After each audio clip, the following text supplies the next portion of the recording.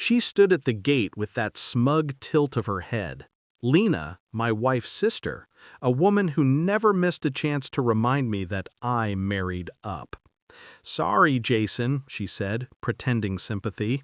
"The yacht's full. You didn't make the list." She flashed her phone screen like proof of divine authority. My name? Gone. Her new boyfriend's? Added. Just beneath my wife. I looked at my wife then. She didn't meet my eyes. She didn't say a word. The silence was worse than the betrayal. Lena's smirk widened. Go home. And everyone else, our so-called friends, just stared at their shoes. I could have walked away. I almost did. But then the crew chief approached, checked his tablet, and his expression shifted instantly. He turned to me and said, "Welcome aboard, Mr. Cole. Everything's prepared as per your instructions." The air froze. Lena blinked. Your instructions? I stepped past her without a word. The ramp clicked under my shoes, each step a quiet drumbeat of payback. It started a year ago. When I first met Lena, she was charming, too charming. She'd compliment my watch, my car, my patience with her sister. Then she started asking questions about business, investments, ownership. At first, I thought it was curiosity. Then I saw the pattern, how she'd repeat my words later, twisted slightly, to make me look small. How my wife would begin to doubt me. How their laughter would stop when I entered the room. I kept notes. Every dinner conversation, every insult disguised as advice, every fake smile. Then the company Lena worked for, my wife's family investment group, offered to manage my assets. They wanted control of my holdings, including my shares in a private island development and a new luxury charter line. They thought I was a silent, sentimental fool. They were half right. I was silent. When Lena accidentally booked the Maldives trip and forgot to include me, I played along. My wife thought it was a family getaway, funded by her sister's firm. She didn't know the yacht, the Solace, was one of mine. A new acquisition, registered discreetly under a holding company. So I let them plan it. I let Lena erase my name.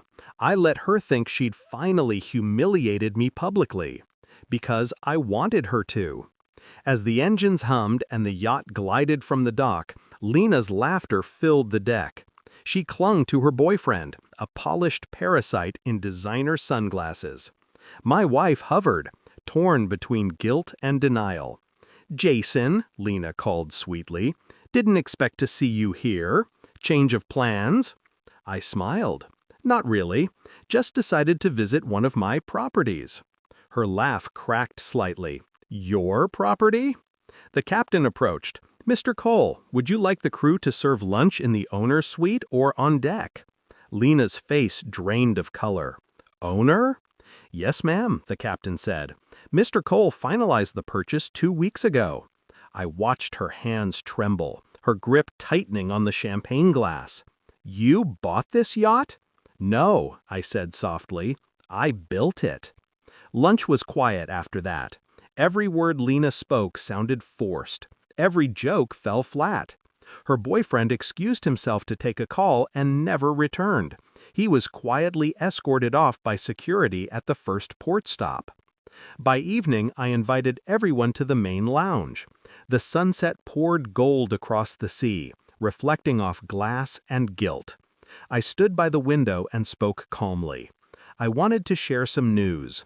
I've decided to dissolve the investment partnership with Cole Holdings. Lena froze. My wife looked up. "What? You can't." "I can," I said. "I own the majority shares now. Quietly acquired through your sister's firm over the last 6 months. She sold them. To me." Lena's lips parted. "You what?" I handed her a document folder. "You transferred controlling interest to one of my shell companies. I'm sure you didn't read the fine print." Her voice broke. "You tricked me!" "No," I said. "You underestimated me." The silence was sharp.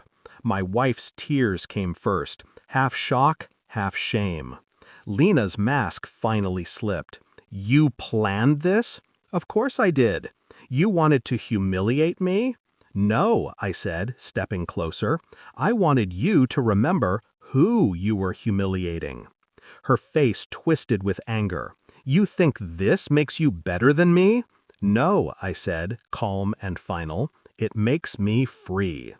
That night, as the others disembarked, quiet, pale, avoiding my eyes, I stayed behind on the deck. The waves were calm, the stars indifferent. My wife left with her sister. She didn't say goodbye, and I didn't stop her, because some losses are gifts in disguise. I poured myself a drink and looked out over the black horizon. The reflection in the glass wasn't a man consumed by revenge, just a man who finally stopped pretending. Lena wanted me erased. She got what she wanted, just not the way she planned. Now her name is gone, from the firm, from the trip, from everything. And mine?